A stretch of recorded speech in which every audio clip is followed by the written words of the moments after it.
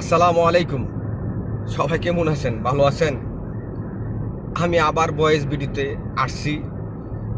প্রবাসী যারা আছে আমি তাদের কাছে হাত জোর করে অনুরোধ করতেছি যে আমারে সবাই একটু সাপোর্ট করেন, একটু হেল্প করেন। আপনাদের হেল্পের জন্য আমার মা বোন হয়তো সুরক্ষিত থাকবে, আমি এতটুকুই মনে করি। আর আমি যেহেতু প্রবাসী, আমি চাই না আমার মতন কারো জীবন এরকম হোক। আর আমি এগুলা তুলে ধরতাম না অনলাইনে, আমি তুলে ধরতামই না। কারণ হচ্ছে আমার লজ্জার বিষয় এগুলো অনলাইনে তুলে ধরা। কিন্তু আমি বাধ্য হয়েছি, কারণ হয়েছে একটা আইডির দেখা ওর কিছু ছবি অন্যজনের ছাড়ার কারণে আমারে দোষারোপ করতেছে যে আমি নাকি বলে ছাড়ছি। এ একটা প্রেশার কি করতেছে। আর দ্বিতীয়ত প্রত্যেকটা মানুষ দাম্মামের মধ্যে আমাদেরকে 50% মানুষ চিনে অনলাইনের ভিতরে। প্রত্যেকটা মানুষ আমারে নক দিছে মেসেঞ্জারে 1 বছর যাবৎ, কারোর উত্তরই আমি দেই না। নক দিতেছে যে আপনাদের মধ্যে কি হয়েছে, আপনাদের মধ্যে এত ভালো একটা বন্ডিং ছিল, তাহলে আপনাদের সমস্যাটা কি কি হয়েছে, আপনাদের ভিডিও দেন না কেন? কিন্তু দেখেন এক এক করে কতটা মানুষ আমি আলেক করে বুঝামু। আমিও তো মানুষ, আমি জানি যে আমার ভিতরে কি চলতেছে। প্রবাসী তো, কারণ আমার ভিতরে আমি কি চলতেছে এটা আমি জানি। কারণ হয়েছে সুইসাইড যদি মহাপাপ না হইতো।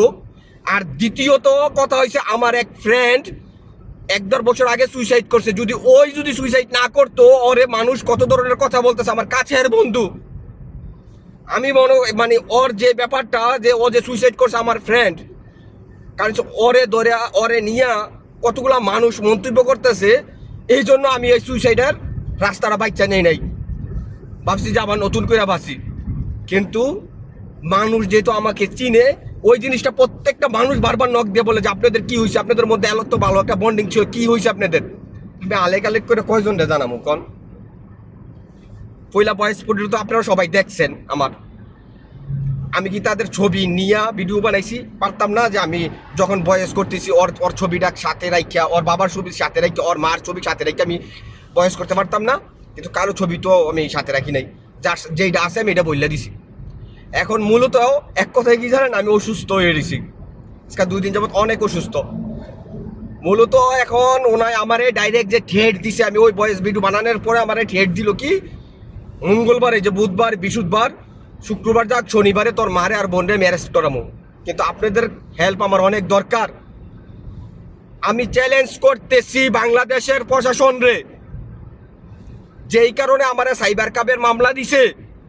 যদি কোনো আমার আইডির থেকে কোনো কিছু থেকে যদি আমার কোনো কিছু ছাড়া হয়, ওর উলঙ্গ ভিডিও না, যদি ওর উলঙ্গ কোনো ছবি, কোনো খারাপ ইঙ্কিতের ছবি যদি ছাড়া হয়, আমি চ্যালেঞ্জ করলাম, জনসম্মুখের সামনে বললাম আবার যে আমি এর পরের দিন আইসা নিজে আত্মসমর্পণ করব বিদেশ থেকে।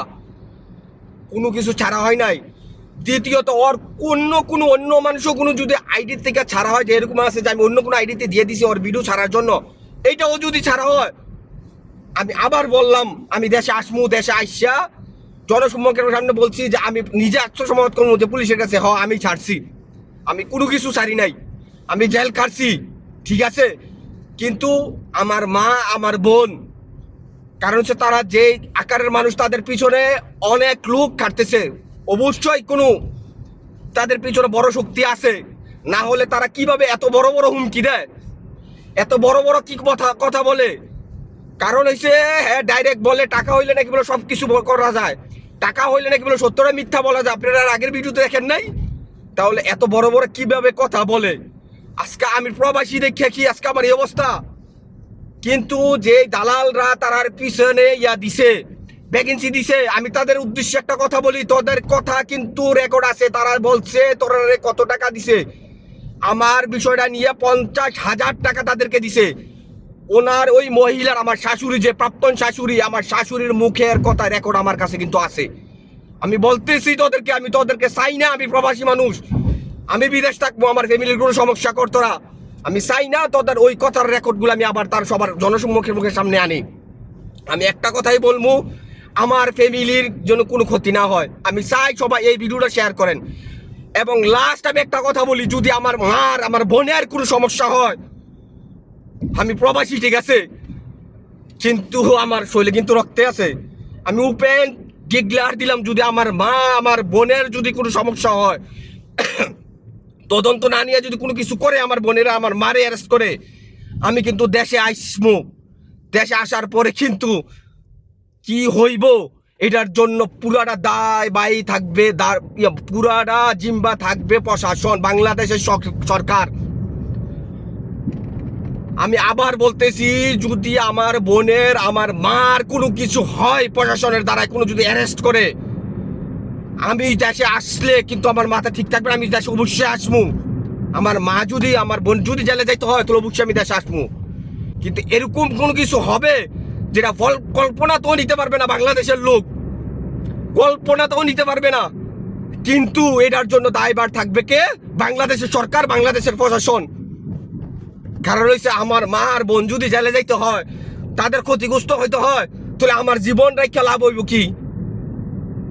আমার জীবন রেখে লাভ হইব কি? কিন্তু আমি আমার জীবন দিতাম না।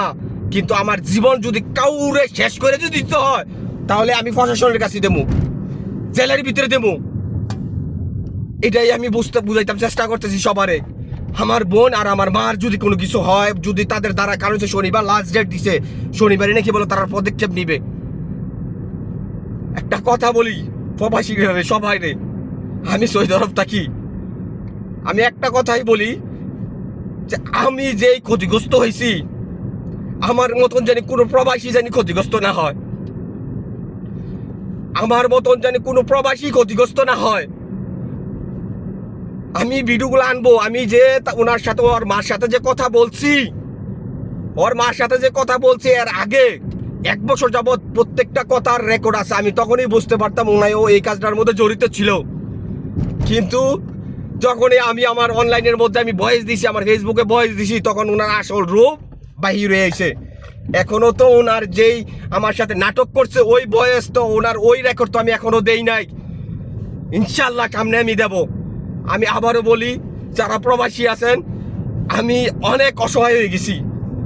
কারণ হচ্ছে তাদের নির্যাতনের কারণে, কারণ হচ্ছে আমার একদম রাস্তায় নামাই দিছে। আমি আবার বলি, আমারে সবাই একটু সাপোর্ট করেন। আমি চাই না আমার মতন কোনো প্রবাসীর জীবনে আবার এরকম ঘটনা ঘটতে আসুক। সবাই ভালো থাকবেন।